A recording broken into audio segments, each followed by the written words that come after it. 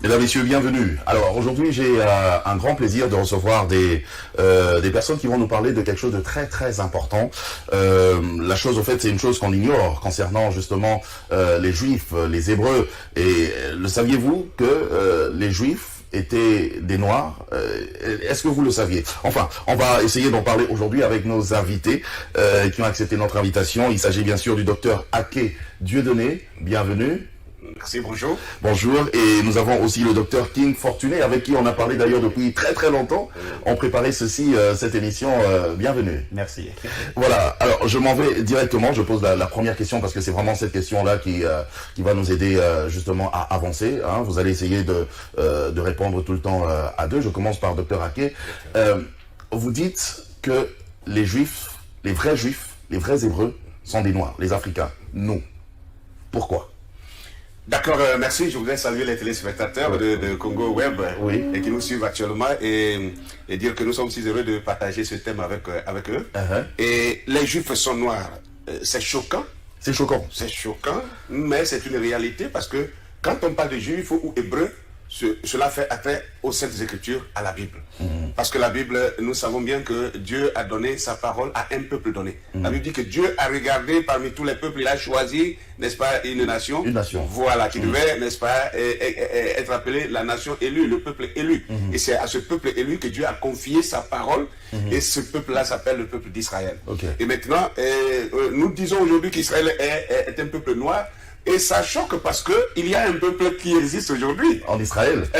Sur le territoire appelé Israël. Israël et qui n'est pas noir. Et qui n'est pas noir. Voilà. Et donc ça peut paraître scandaleux, mais nous voulons partir sur la base des Saintes Écritures parce que si Dieu a parlé de son peuple dans les Écritures, il a dû identifier ce peuple-là. Il a dû identifier ce peuple-là. Que disent justement les Saintes Écritures? Premièrement, il faut d'abord enlever l'obstacle qui fait l'écran dans la mémoire des gens actuellement, parce que dès qu'on dit que les Hébreux sont noirs ou les Juifs sont noirs, directement tout le monde tourne ses regards vers Israël, en Palestine, et on voit que ce sont des Blancs. Alors donc on se dit, mais qu'est-ce que ces gens-là racontent là? Est-ce que ce n'est pas des hérésies là? Alors nous allons voir dans Apocalypse chapitre 2, le verset 9, Apocalypse 2, verset 9, qui nous dit quelque chose de très clair et de très précis. Je connais ta tribulation et ta pauvreté, bien que tu sois riche, et les calomnies de la part de ceux qui se disent juifs et ne le sont pas, mais qui sont une synagogue de Satan. Ça, c'est terrible. Dieu est en train de nous prévenir qu'il y a un peuple qui allait se substituer au peuple élu et qui allait se faire passer pour des juifs et qui ne seraient pas des juifs. C'est une imposture, ça. C'est une imposture, mais qui sont une synagogue de Satan, c'est-à-dire des adorateurs de Satan. Une synagogue, c'est un endroit où les juifs se rassemblent pour adorer. Mais Dieu précise que ce sera les gens de la synagogue de Satan. Ça, c'est terrible. Et nous devons faire attention à cela parce que, alors là, si on ne fait pas attention, on risque de prendre le faux pour le vrai. Et le vrai pour le faux, c'est ce qui a été fait d'ailleurs. D'ailleurs, encore, et après chapitre 3, 9, dit encore la même chose et enfonce la chose plus gravement. Et après 3, 9, qui nous dit encore, voici, je te donne de ceux de la synagogue de Satan qui se disent juifs et ne le sont pas, mais qui mentent. Vous voyez le mot qui est utilisé par Dieu ici, qui mentent. Voici, je les ferai venir se prosterner à tes pieds et connaître que je t'ai aimé. Alors, Dieu dit, je te donne de ceux de la synagogue de Satan qui se disent juifs, mais qui ne le sont pas, mais qui mentent. Quand Dieu dit que quelqu'un ment, il faut bien peser ce mot-là. C'est grave. C'est très grave. Dans la Bible, Jésus a dit que celui qui est le père du mensonge, c'est Satan. C'est Satan. Donc ce peuple-là, Dieu l'a identifié comme étant le peuple de Satan. Voilà pourquoi ceux qui sont en Israël, d'abord à commencer par la langue qu'ils parlent, ce n'est pas l'hébreu, ils parlent le yiddish. Ça, ceux qui ne le savent pas, c'est de l'ignorance. Et le yiddish, c'est une langue germano-turque, mélangée des mots slaves. Deuxièmement, ces gens qui sont là-bas, ils se définissent comme étant des Ashkénazes, des Khazars et des Sepharas. Donc, quand on prend les gens comme les Ashkénazim ou les Ashkénazes, Ashkénaz, bibliquement, c'est le premier petit-fils de Japheth. Et quand on parle d'Israël ou des Sémites, ce sont les descendants de Sem. Vous comprenez bien? Parmi les trois fils de Noé, d'Abraham découle Isaac, Jacob, les 12 tribus qui forment maintenant la nation d'Israël. Donc vous voyez que pour être juif, il faut être d'abord un sémite. Or les Ashkénazes, sont carrément de la lignée de Japhet. Donc ce sont les descendants d'Ashkenaz qui sont en Israël actuellement. Ok, donc sur base de ça déjà, c'est exclu. C'est exclu, ils sont hors sujet. Et maintenant les Khazars, prenons les Khazars. Les Khazars découlent d'un ancien royaume qui a existé entre le 4e et le 11e siècle, hein, qu'on appelait la Khazarie, qui se situait au sud de la Russie et entre la mer Caspienne et la mer Noire. Hein, et justement la zone de l'Ukraine actuellement. Vous voyez un peu. Et ce royaume-là, c'était des Turcs, c'était un peuple turc mélangé de Slaves et de Russes. C'était un peuple usurpateur. C'est-à-dire c'était un peuple qui agressait tous ceux qui passaient. Et donc, ils arrachaient leurs biens, ils les tuaient et ils prenaient leur identité. Okay. Déjà à l'époque, ils étaient déjà comme ça, des imposteurs. Des imposteurs. La Russie et l'Allemagne à l'époque et se sont mis ensemble autour du 7e siècle par là. Ils ont voulu leur faire la guerre pour les détruire. Et on leur a dit, vous choisissez une de ces religions ou alors on vous massacre. Et ils ont choisi le judaïsme. Je pose quand même la même question au docteur King. Allez, essayez de nous éclairer encore plus, de creuser encore plus, parce que le docteur Ake est parti déjà sur base de ce texte d'Apocalypse, et il nous a même parlé des enfants de Noé, il a même évoqué les 12 tribus d'Israël. Mais tout ça ne montre pas que le juif est noir. Oui. Ok, ben, je crois que c'est une situation, une question très, très complexe, et puis il faut avoir plus du temps pour développer, mais je pense que nous sommes ici pour donner quelques briefs. Premièrement, je vais prendre la notion de la numérologie. La numérologie par rapport à une clé prophétique dans Ézéchiel chapitre 4, où Ézéchiel s'est penché 390 jours pour porter le péché de la maison d'Israël et 40 jours pour porter le péché de la maison de Juda. 390 plus 40, ça donne 430. Or, lorsque nous voyons le peuple qui a subi la servitude qui a duré près de 4 siècles, il s'agit bien du peuple africain ou du peuple noir qui ont été déportés à partir de l'Afrique. Le châtiment de 4 siècles est un châtiment réservé qu'à Israël. Donc le peuple qui subit ce châtiment-là, assurément c'est Israël. Quelqu'un va dire c'est juste une coïncidence. Il faut maintenant rattacher ces prophéties-là par rapport à ceux-là qu'on appelle les Juifs. Sinon, il faut commencer par régner la Bible. Pourquoi 400 ans de servitude? 4 siècles. Parce que selon Lévitique 26, le verset 18, quand Israël pécherait, Dieu devait les punir 7 fois.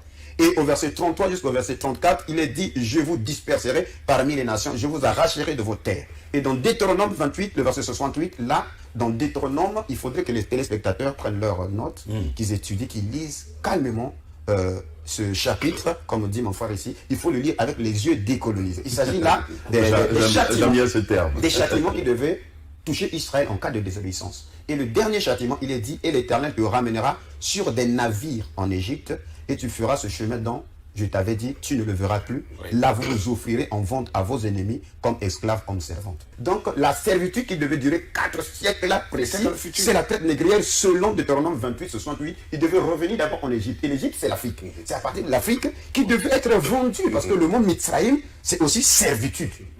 Parce qu'il ne s'agit pas de l'Égypte à l'origine. L'Égypte, ce sont les Grecs qui ont amené ça. Mesdames, messieurs, vous pouvez toujours laisser un commentaire, un message à ce numéro de téléphone. Je sais que là, dans vos maisons, ça bouillonne un tout petit peu. C'est vrai que moi-même aussi, quand j'ai appris ça, parce qu'on a eu à faire un briefing, ma tête avait bougé, donc on doit essayer de comprendre. On a parlé d'Héber, docteur Ake. Héber, était-il, lui, l'ancêtre des Hébreux, était-il noir? Merci. Je vais le prouver maintenant. D'abord, je commence par vous dire, pour que vous puissiez bien comprendre, et tous les téléspectateurs puissent comprendre ce que nous sommes en train de dire, il faut que nous passions aussi sur la réalité. Vous voyez l'Égypte antique. L'Égypte antique, c'est prouvé aujourd'hui, ce n'est plus un secret pour quelqu'un que l'Égypte antique était nègre. Alors, sur cette base-là, si nous prenons Exode chapitre 2, versets 5 à 9, que je vais parcourir rapidement, là-bas, c'est la naissance de Moïse. Et vous savez qu'au moment où Moïse naissait en Égypte, Pharaon avait pris la décision d'éliminer tous les enfants mâles qui naissent parmi les Hébreux. Mais voilà que Moïse et sa mère l'extrait et le cache parce qu'il était trop beau, dit la Bible. Et donc, jusqu'à un certain âge, elle ne pouvait plus le conserver et elle est allée le glisser sur le Nil comme on le laissait dans un panier. Et la Bible dit que la fille de Pharaon a récupéré cet enfant. Et elle a dit, ça c'est un enfant des Hébreux. Je vais le prendre et je vais l'élever. Elle va présenter cet enfant à son père qui est Pharaon. Et elle dit, c'est mon enfant. Et son père accepte ça. Donc, ça veut dire que si Pharaon n'a pas pu reconnaître que cet enfant-là était un enfant hébreu, alors que les pharaons étaient noirs, si les Hébreux étaient blancs, comment un enfant blanc pouvait-il se cacher dans la maison de Pharaon, alors que Pharaon cherchait à tuer tous les petits garçons blancs? Maintenant, ce même Moïse-là, quand il grandit, il voit qu'un Égyptien est en train de frapper un Hébreu, son frère, il prend la défense. Quand il tue l'Égyptien et qu'il fuit dans le désert, il se retrouve chez un monsieur qu'on appelle Jéthro le Madianite. Et il trouve les filles de Jéthro, il prend leur défense au bord du puits, et les filles rentrent chez elles à la maison. Ça se trouve dans Exode chapitre 2, le verset 16 à 22. Et leur père dit, mais les filles, vous êtes vite rentrées tôt aujourd'hui, là, qu'est-ce qui s'est passé? Elles répondent ceci: un Égyptien nous a délivrés de la main des bergers. Et même il nous a puisé de l'eau et a fait boire le troupeau. Un Égyptien. C'est-à-dire, Moïse même... Il n'y avait aucune différence. Vous voyez, non? Ok. Ça veut dire que Moïse et les Égyptiens, il n'y avait pas de différence. Maintenant, tout le peuple d'Israël, quand Jacob meurt en Égypte, et que Joseph décide d'aller enterrer son père à Canaan, n'est-ce pas? Cette histoire se trouve dans Genèse 50. Genèse chapitre 50, versets 7 à 11.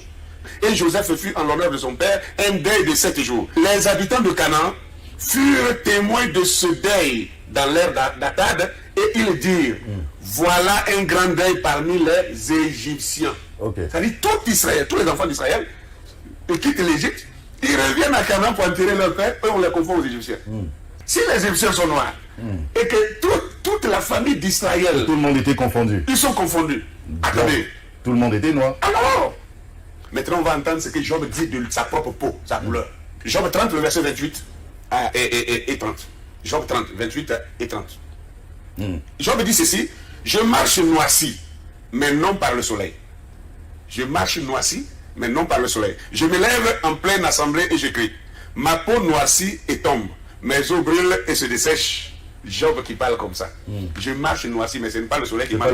Si ce n'est pas le soleil, ça veut dire quoi? Il est né naturellement noir.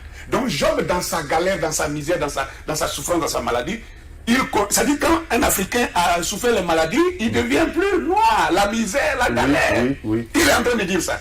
Un blanc, même malade, ne peut pas devenir noir. Non, pas du tout. Ça c'est clair. Est-ce que Jésus était noir? Que Jésus est né parmi les Hébreux. Et si les Hébreux sont noirs, Jésus est né parmi les Hébreux en tant que noir. Jésus n'a jamais été blanc. D'accord. Dr King, maintenant là vous le dites, vous le développez et voilà, vous essayez de faire comprendre au peuple noir que ben voilà, ce sont les noirs qui sont les vrais juifs, les vrais Hébreux. Alors, qu'est-ce qui a fait que les identités changent? Aujourd'hui, les juifs, c'est d'autres personnes là qu'on connaît, qui sont en Israël, qui sont tout blancs, et les noirs, ben voilà, c'est nous, on est là comme ça. Ben merci. Premièrement, il y a la prophétie ou le conflit entre Jacob et son frère Esau. Ces deux nations, depuis le sein de leur mère, ils étaient en guerre. Mais il a été annoncé que l'aîné sera assujetti par le plus petit, le cadet.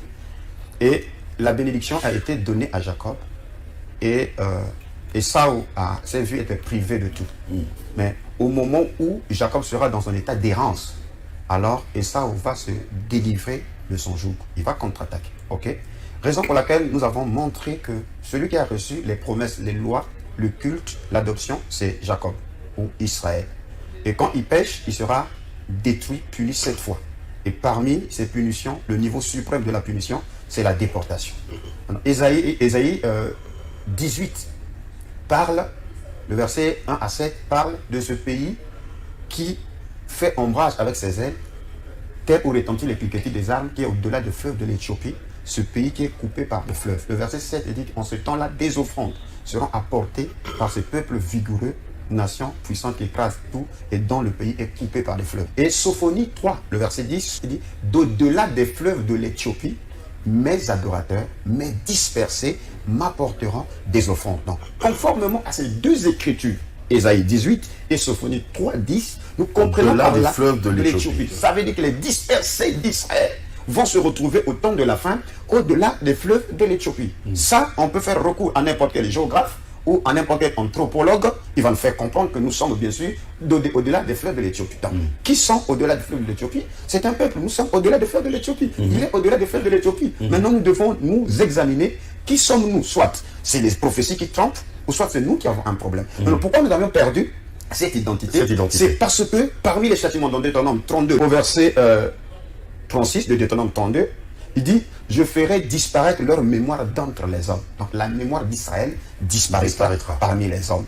Dans le psaume 83, il est dit, voici tes ennemis s'agitent, ceux qui te haïssent lèvent la tête. Ils forment contre ton peuple des projets pleins de ruses et ils délibèrent contre ceux que tu protèges. Venez, disent-ils, exterminons-les du milieu des nations, qu'on ne se souvienne plus du nom d'Israël. Ils se concertent tous. D'un même cœur, ils font alliance contre toi, les tentes d'Édom et les Ismaélites, Moab et les Agaranites. Donc ils sont Édom est à la tête de cette coalition. Parce que Édom, il est roux. Ok? Donc Édom est plus clair à la naissance que Jacob. Ok?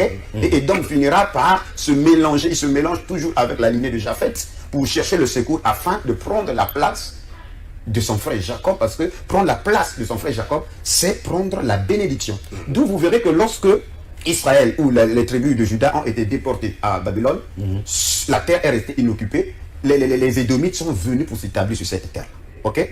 Et c'est au retour de la déportation que les Maccabées ont fait la guerre aux Édomites, et après leur avoir vaincu, ils les ont contraints à se circoncire. Voilà comment les Édomites sont devenus juifs par religion.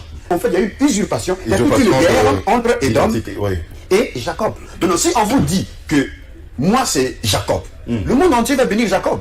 Parce que quand Jacob s'est présenté devant son père, il ne s'est pas présenté comme Jacob, il s'est présenté comme Édom. Et Isaac a béni Ésaü, alors que la bénédiction tombait sur Jacob. Rendez-vous compte que nous sommes Israël et vous bénissez un autre peuple qui n'est pas Israël. Mais la bénédiction, elle est effective. Ça va sur ce peuple-là. Parce qu'Israël avait reçu, selon Deutéronome 28, la bénédiction des finances. Tu prêteras à beaucoup et tu n'emprunteras pas. Tu seras la tête et non la queue. Tu seras en haut et jamais en bas. Et maintenant, si on vous a usurpé votre identité, alors, et vous donnez cette bénédiction-là aux autres, voilà pourquoi les Juifs de Wall Street contrôlent les finances, contrôlent le monde entier. Parce que le monde les considère comme étant, eux, la lignée d'Abraham. Alors que la lignée d'Abraham, après les châtiments, devait se retrouver en Afrique pour suivre la servitude qui devait durer 4 siècles. Et je crois que le temps nous manque pour nous manque sérieusement comment ils ont quitté Israël pour se retrouver en Afrique. C'est écrit dans les Saintes Écritures. En tout cas, alors j'aimerais que vous avez chacun 2 minutes. Parlez-nous brièvement comme ça de cette conférence qui sera organisée, la conférence qui a pour thème l'origine hébraïque des Africains subsahariens d'au-delà des fleuves de l'Éthiopie. Vous savez, tout ce que nous venons de dire sur ce plateau ne sont que des briefs, mais la conférence nous donnera assez de temps pour déballer on posera toutes les questions. Et les gens vont me poser les questions. C'est pas notre première fois. On a fait la même conférence à Douala, on a fait à Abidjan plusieurs fois, on a fait à chose au Congo-Brazzaville, on est même venu ici en mars. Donc on attend le public là. Venez et vous allez écouter. On va exposer et après on laisse les questions à tous ceux qui voudront poser leurs questions. Parce que cette thématique est très importante parce que la souffrance, vous allez finir par comprendre que la souffrance de l'Afrique découle de là. Et maintenant, la solution, ce n'est pas avec les politiciens. Voilà pourquoi les politiques se sont battus. Ils ont fait tout ce qu'ils pouvaient. Mais ils n'y arrivent pas. Parce que c'est une question de prophétie. Et il faut des sacrificateurs. Il faut que le peuple de Dieu prenne conscience et que le peuple se réveille, que le peuple retourne à son Seigneur avec des pleurs et la repentance. C'est alors que Dieu va ôter l'iniquité de dessus d'Israël et on va reprendre l'ascendance. Notre identité. Oui, et l'ascendance aussi. Voilà pourquoi les signes nous montrent que l'Europe est en train de chuter. Et l'Europe chute parce que le temps de Jacob arrive pour qu'il reprenne l'ascendance. Ça paraît une folie que je raconte. Les gens, beaucoup ne croient pas que l'Afrique va se relever. Ça, c'est grave. Mais c'est une prophétie. Si Dieu a dit, je vais frapper ces gens, mais je vais les guérir. Il nous a frappés pendant 400 ans. Traite négrière, travaux forcés, apartheid, colonialisme, néocolonialisme actuellement. Mais nous allons nous relever. Ça aussi, c'est une prophétie. C'est aussi, Dr King, si je suis juif, d'accord, ok, par rapport aux explications que vous avez données, d'accord, je l'accepte. Mais je ne parle même pas hébreu, moi. Mes frères non plus. Alors comment vous pouvez dire comme ça que voilà, je suis hébreu? Oui, moi je parle le lingala. Mais déjà les Hébreux dans la Bible, où les Israélites ne parlaient pas tous la même langue. Vous verrez, juste en 1 minute. Ok. Dans Ésaïe 19, le verset 18, lorsque la restauration de l'Afrique commence, il dit, en ce temps-là, 5 villes dans le pays de l'Égypte parleront la langue hébraïque. Donc selon Dieu, l'hébreu se retrouvera au cœur de l'Afrique. Ce que vous êtes en train d'ignorer, c'est que l'hébreu s'est éclaté et une grande partie des mots se retrouvent dans le lingala, dans le kikongo, dans le swahili, dans le luba, etc. Disons, au commencement, Dieu créa les cieux et la terre et l'esprit de Dieu se mouvait au-dessus des eaux. Le mot hébreu eau, c'est maïm. Maïm. Et c'est le même mot que vous retrouvez en lingala. Oui, nous aussi on dit maï. Ok. Alors, Israël se retrouve conformément à Ézéchiel 37, au-delà même de la mort, parce que c'est les ossements desséchés. Dans nos églises, on nous a dit que nous étions des ossements desséchés, etc. etc. Mais Ézéchiel n'a pas vu l'église, il avait vu le peuple d'Israël qui est rentré après la mort. Elle s'est déculturée, mais l'espoir est à venir parce que la voix de la prophétie, il y aura un bruit qui va remuer ou rassembler les os et après les nerfs, la peau et la chair. Donc ce que nous faisons ici, c'est peut-être la première étape qui rassemble les os et aussi les nerfs. Parce que les nerfs, c'est le retour de la mémoire. Voyez-vous, pour vous dire que vous ici, les habitants de la RDC, ceux qui sont à Kinshasa, je vous appelle mes frères israélites. Alors nous vous invitons de venir massivement, venir découvrir votre identité parce que c'est lié à votre royauté. Parce que aussi longtemps que nous perdons notre identité, nous avions aussi perdu la royauté. Alors Jacob devient esclave en ce moment-là et Edom commence à régner. Mais la mission, c'est de renverser la tendance. En tout cas, merci Dr King, merci Dr Ake. Donc si je comprends bien, en réalité, on ne devrait même pas avoir des conflits, des guerres entre nous en Afrique parce que nous sommes un seul peuple. Pas du tout. Nous sommes des Hébreux, les vrais. Les vrais juifs, oui. C'est pourquoi c'est important qu'on le comprenne. Ah, c'est ça qui va nous unir. Alors pourquoi on se bat? On se retrouve la prochaine fois. Vous avez des questions, laissez vos questions. Nous allons revenir ici pour rappeler le Dr Ake et le Dr King. Ils vont répondre à toutes vos questions et vos préoccupations. Je vous aime. Au revoir.